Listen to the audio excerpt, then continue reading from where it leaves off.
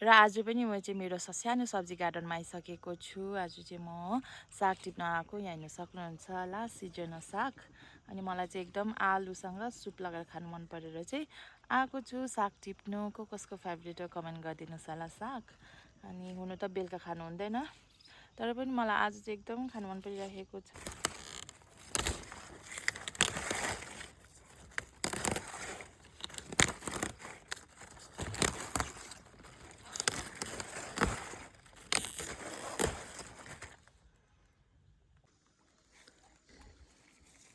टमाटर हो यो चाहिँ, यहाँ पनि छ बिटहरू। यो चाहिँ पालक हो, पालक चाहिँ छिप्पिसकेको छ। अन्त यो चाहिँ प्याज हो, प्याज पनि फल्दैछ। अनि मैले चाहिँ साग चाहिँ टिपेर यहाँ राखिरहेको छु।